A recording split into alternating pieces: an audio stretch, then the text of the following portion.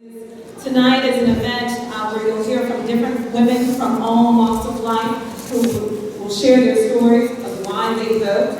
First, before we get started, I would like to recognize our sponsors for tonight's event. YWCA of Harrisburg, Alpha Kappa Alpha Sorority Incorporated, Coalition of Labor Union, Dauphin County Democratic Committee, Harrisburg Area Now, League of Women Voters of the Harrisburg Area, Pennsylvania Council of Churches Advocacy, Planned Parenthood Keystone, last but not least, Women of Color Network. We'd like to give a personal declaration. Voting, speaking out, part of the American dream. Please welcome Marian Dornell. There are not too many of us these days who can say we were with our mothers in the voting booth when we re-elected Franklin Delano Roosevelt to be president of these United States again in the 1940s. We were fortunate to live in Harrisburg, where Jim Crow laws designed to terrorize African Americans to keep us from voting were not in effect like they were in the South. I remember walking as a preschooler to help my mother vote in the firehouse just down the street from where we lived. Entering that big space where the red engines were usually parked, my mom explained to me about the voting booths with their gray-green curtains that looked like ugly drapes. I worried about where the fire trucks were and how they'd know if there was a fire. Before it was our turn to vote, we waited in line. I saw people's legs from their knees down. The ladies had on stockings with seams going down the backs of their legs. Some had on thick-heeled black shoes that tied.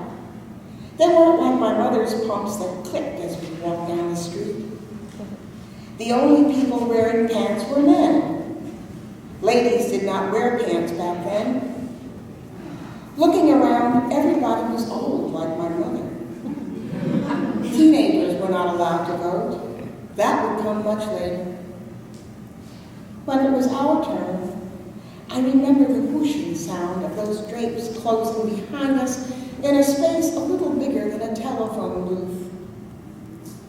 Once we were in the voting booth, I looked up and saw all the levers arranged in rows and columns.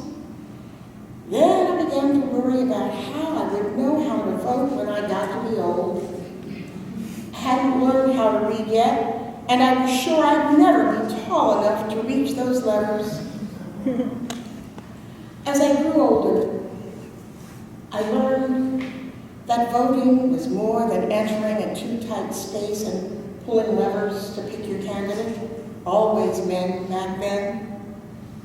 It was about the excitement of sitting at the kitchen table on a hot summer evening while your mother ironed her nurse's uniform and your daddy's work clothing, while we both listened to the radio, to the roll calls at the Democratic and Republican conventions held in big cities and distant states I was learning to locate on the map.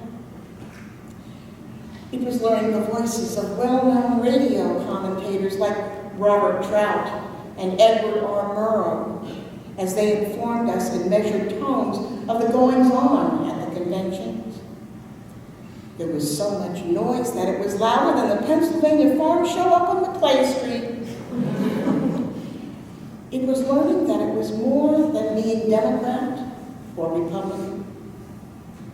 It was learning not all Democrats were for the Brooklyn Dodgers and all Republicans were for the New York Yankees. It was learning that your man did not always win.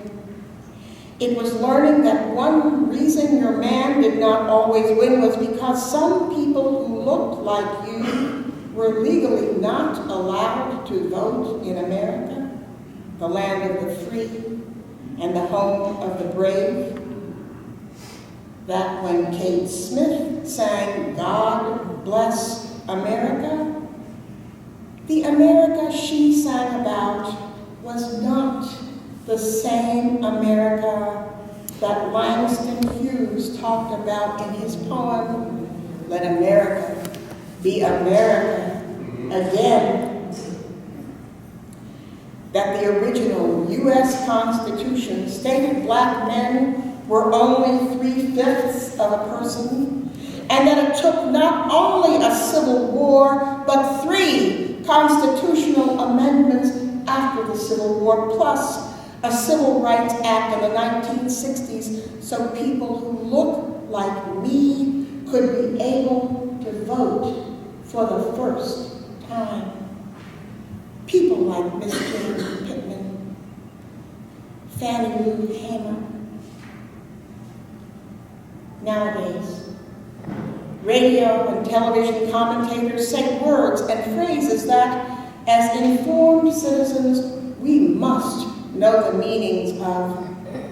Words like voter suppression, a tactic used by fearful white people who intentionally make it impossible for minorities to vote. These days it's not called Jim Crow, but that fear, that force still exists that wants to keep too many Americans from having the right to vote. Sometimes it feels like Jim Crow is still here. But still, we tell our grandchildren voting is a duty. It is a privilege. It is necessary. And really, all a little child, all any of us should have to worry about on election day is, where did they put the fire?